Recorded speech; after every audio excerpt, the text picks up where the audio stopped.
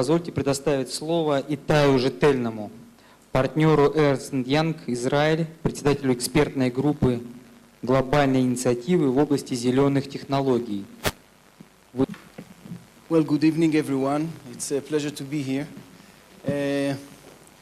Well, let me tell you about myself for a minute, and then we can talk about failures. I'll start by, I will end by my personal experience, but I'll start from what I do, which involves a lot of failure.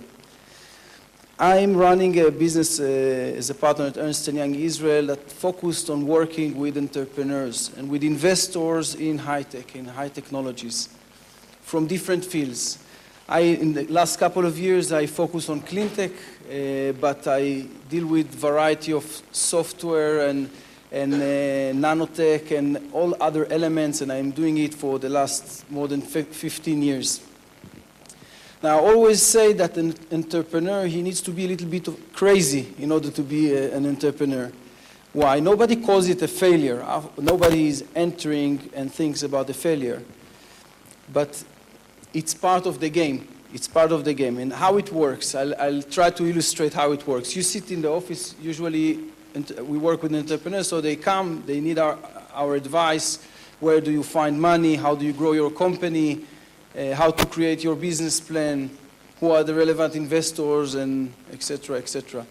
So we sit with this entrepreneur, and I'll draw you a picture. Someone is coming from outside, I've never met him before, and I'm meeting thousands of this. In Israel, you have a lot of entrepreneurs.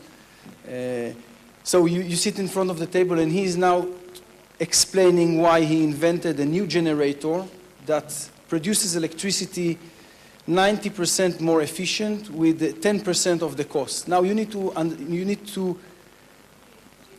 understand that he really believes that this is the technology, this is the input of his technologies, and he's convinced, and you sit in front of him,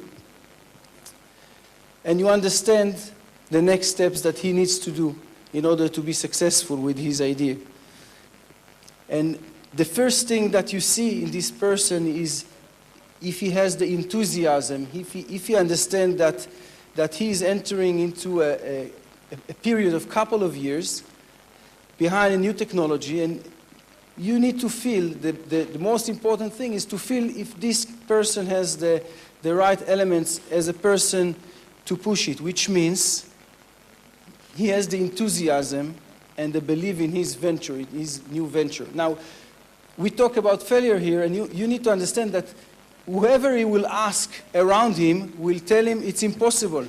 It's just impossible. He will tell about his technology, and he will find people that are not part of this industry or his friends, his parents, I don't know whom, that will tell him, look, it looks too complicated. Maybe investors that are not willing to invest, they will ask many questions, and not all the question has immediate answers. So he will face all the time questions that actually reflect why he's going to fail with his new venture.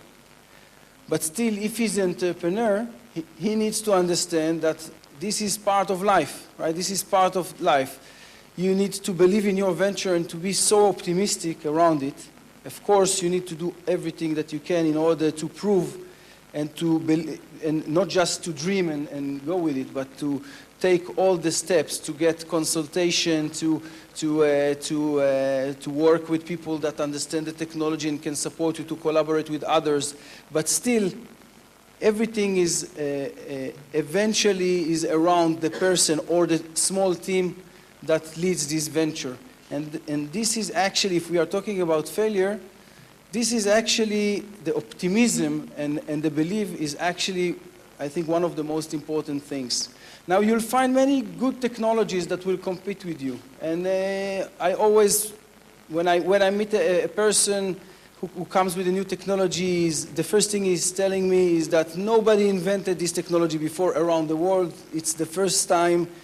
And later on, when you check, you see that there are 10 companies like that, exactly same brochure, doing exactly the same.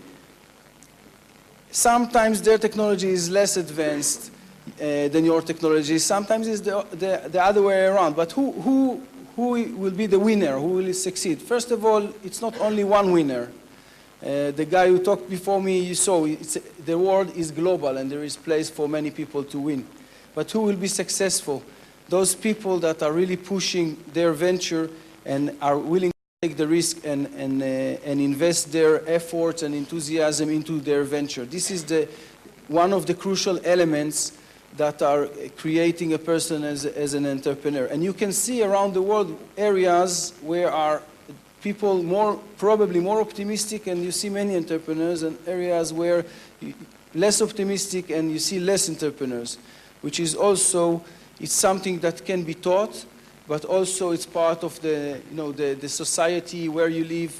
So you need to really understand. And what is nice about this generation, not my generation, I'm not very old, but I'm talking about the 20 years old or 25 and less.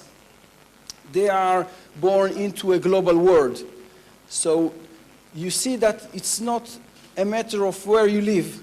It's everywhere. If you are connected to what is going on around the world, let's say you participate in a Facebook, you talk with people around the world, you can be successful and you can learn things from others and from their failures and from the successes that you cannot gain from your small borders where you live.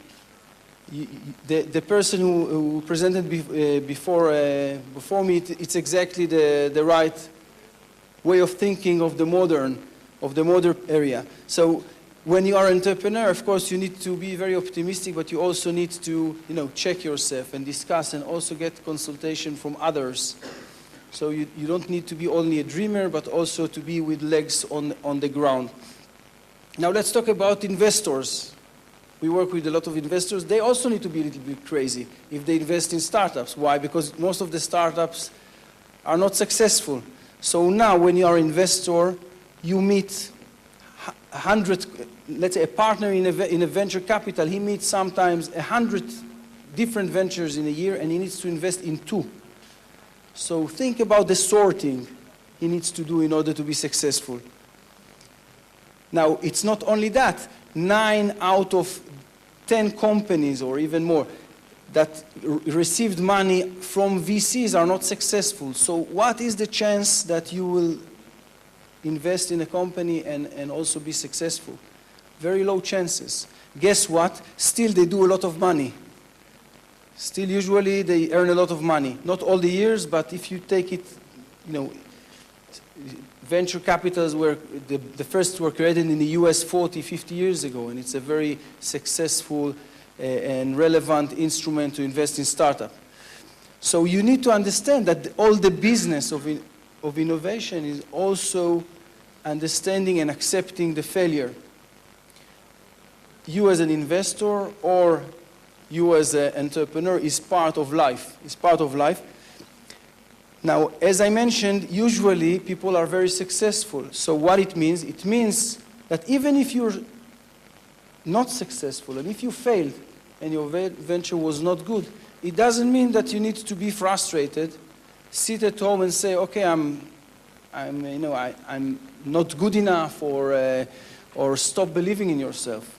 It doesn't mean. It's the opposite way around. Think about all the knowledge that you gained during the process of initiating new venture. A lot of knowledge. You know how to talk with investors. You know how to communicate with foreign companies or with clients. You know how to do the accounting and your bookkeeping. You know how to recruit people. You learned a lot. So actually, you never fail. You gain a lot of knowledge. That means that when you have your next step and you think about new technology, or even it's not your technology, it's your friend's technology, you have a lot of added value, and it doesn't mean if you failed once that you don't need to do it again. And I can tell you that in our country, there are people that done 10 companies. Of course, part of them were not successful, others were very successful. Eventually, you learn how to be more successful because you gain knowledge. So let's say you have an advantage. I'll end up with a last personal experience that also is very important for the topic. And My personal experience is around recruiting people, okay? Which is a failure. My failure.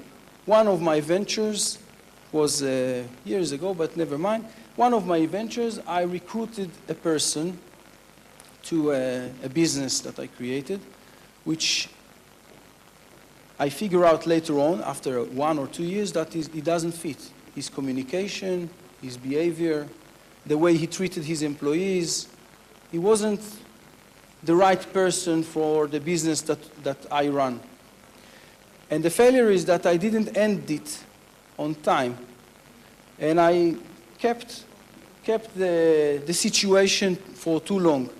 And then what I end up, this is actually the outcome of the failure, is I ended up with a team, with a group, with a very small group of people that are more or less like him.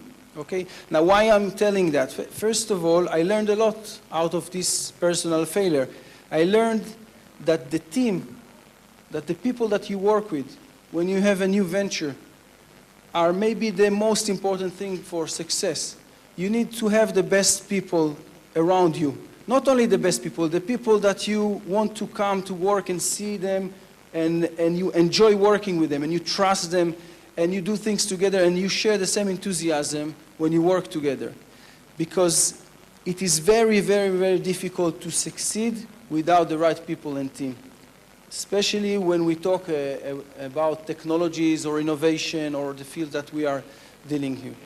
Thank you very much for the opportunity.